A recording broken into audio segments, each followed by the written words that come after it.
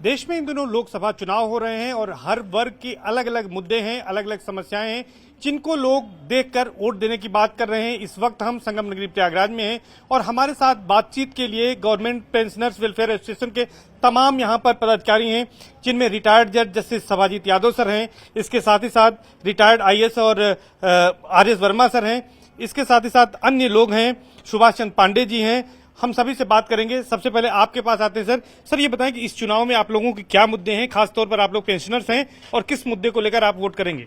देखिए, पेंशनर्स में हम लोगों के जो प्रेजेंट पेंशनर्स हैं वो तो पेंशन पा रहे हैं, उनकी अपनी अलग समस्याएं, लेकिन जो 2004 के बाद से केंद्र सरकार ने और प्रदेश सरकारों ने पेंशन खत्म किया है, तो हम लोग ओल्ड पेंशन स्कीम को बहाली के लिए लगातार हमारे तमाम संगठनों ने प्रयास किया, लेकिन गवर्नमेंट ने उसको हमेशा अनसुना किया।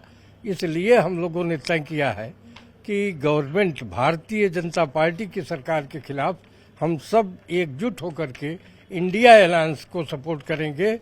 पेंशन के मुद्दे पर और भी भाजपा के जन विरोधी नीतियों के खिलाफ यहाँ इलाहाबाद में हम लोग उज्जवल रमन सिंह का सपोर्ट करेंगे और ये फूलपुर में अमरनाथ मौर्य का सपोर्ट करेंगे। सर आपसे जानेंगे, आप ट्रेड यूनियन में लंबे समय से संघर्षरत रहे, तमाम आपने आंदोलन किए, इस बार के चुनाव में क्या मुद्दा है पेंशनर्स का और किन मुद्दों को लेकर आप लोग वोट करना चाहते हैं? इस बार जो चुनाव में प्रमुख मुद्दा है, जो हमें दिखाई दे रहा है, जो वर्तमान सरकार है, ये केंद्र सरकार और राज्य सरकार के कर्मचारियों को बदनाम करने का प्रयास करती है। बाई ऑल मीन्स इनको बदनाम करने का प्रयास करती है, जबकि ट्रेजेडी ये है कि कुल हमारे कर्मचारियों की संख्या 71,01,631 है और इनके द्वारा जो पेंशन के नाम पर कटौती किया गया है 5,58,945 करोड़ रुपया इकट्ठा किया गया है। इस पैसे को ये पीएफआरडीए एक्ट के तरफ फंड मैनेजरों के हवाले कर चुके हैं।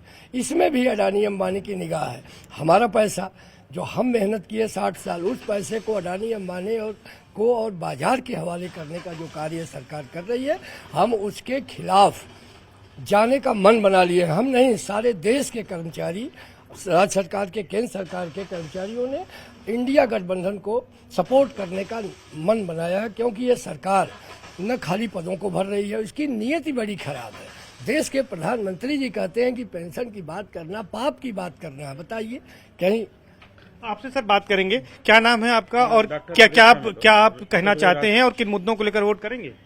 मैं डॉक्टर राधेश्याम यादव, उत्तर प्रदेश राज्य कर्मचारी महासंघ का मंडल का उपाध्यक्ष हूँ और हम लोग आज इंडिया गठबंधन को समर्थन करना चाहते हैं, क्योंकि इंडिया गठबंधन ने जो हमारी पुरानी पेंशन बहाली की मांग को हमारे अपने मुद्दे एजेंडे में रखा है।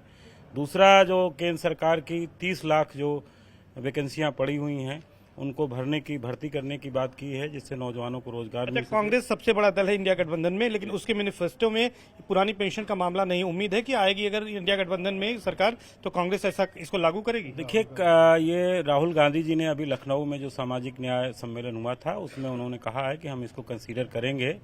और उसके अलावा इंडिया गठबंधन की जितनी भी पार्टियां हैं, चाहे कम्युनिस्ट पार्टियां हो और पार्टियां हैं, उन लोगों ने भी, समाजवादी पार्टी हो, उसने इसमें को अपने एजेंडे में रखा उम्मीद है आपको और पूरी उम्मीद है कि इसको शामिल करेंगे। उसके अलावा उन्होंने संविदा और तमाम जो एजेंसियां हैं उसको कहा है कि उसको हम लोग परमानेंट करेंगे, नियमित नौकरी देंगे। निश्चित तौर पर बड़ी उम्मीदें हैं आप लोगों को आने वाली सरकार से। सर सबसे पहले आपसे जानेंगे कि आप रिटायर्ड आईएएस हैं और जो गवर्नमेंट पेंशनर्स एसोसिएशन है उसके अध्यक्ष भी हैं, तो किस तरह की समस्याएं पेंशनर्स की रहती हैं? नई सरकार से क्या उम्मीदें हैं आप लोगों को? देखिए,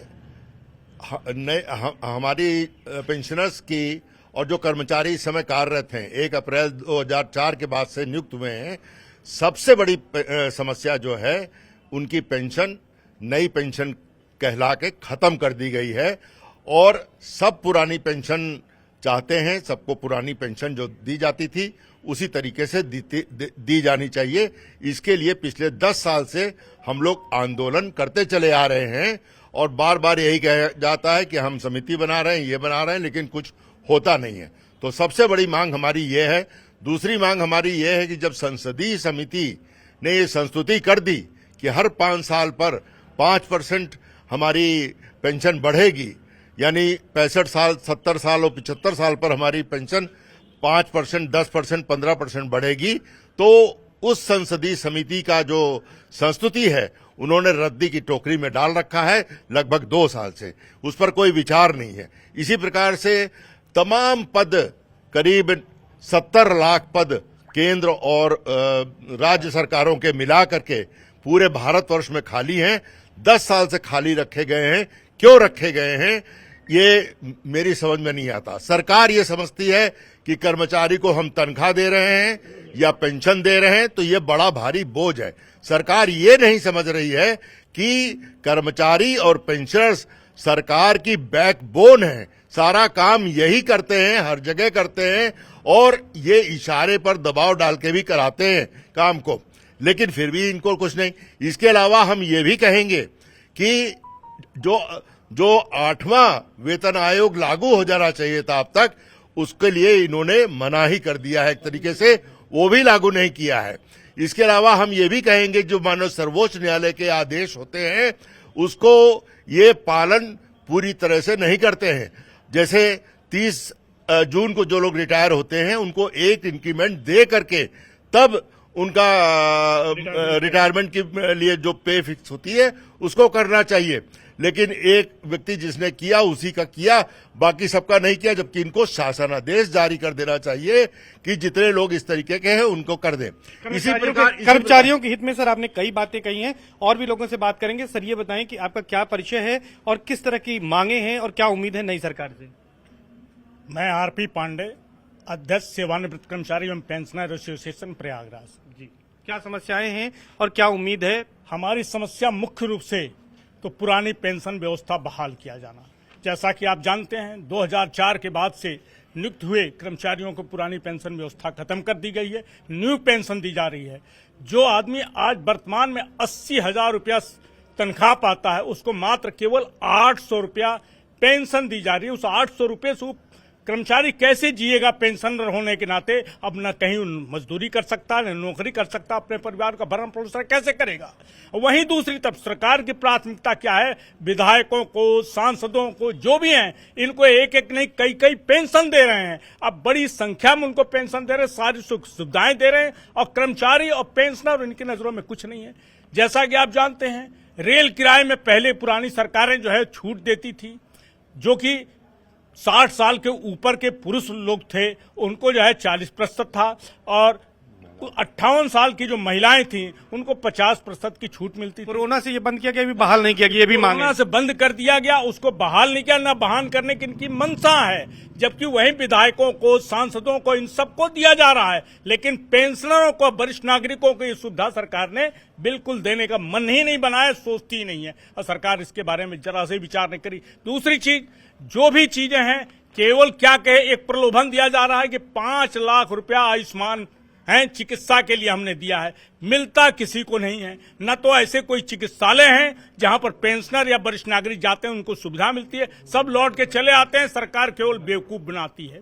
ठीक है सर, आपका कहना है कि बेवकूफ बनाया जा रहा है, लेकिन आप ये बताएं सर कि परिचय दे दें और इसके साथ साथ ये बताएं कि क्या उम्मीद है और पेंशनर्स की क्या समस्याएं हैं, क्या मुद्दे हैं?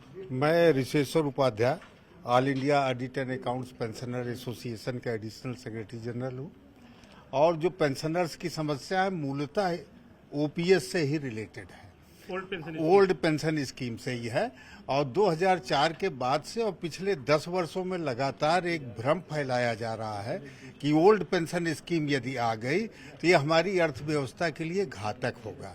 इस संदर्भ में लोगों की जानकारी में हम लाना चाहते हैं कि पिछले 10 वर्षों में हमारा कर्जा जो है 55 लाख करोड़ से बढ़कर के 205 लाख करोड़ हो गया है। जो हमारी ब्याज की देयता थी वो 40% हो गई है रेवेन्यू रिसीट का। जितना केंद्र सरकार रेवेन्यू रिसीट करती है उसका 40% ब्याज के भुगतान में जाता है, जबकि पेंशन पे 8 से 10% ही व्यय होता है।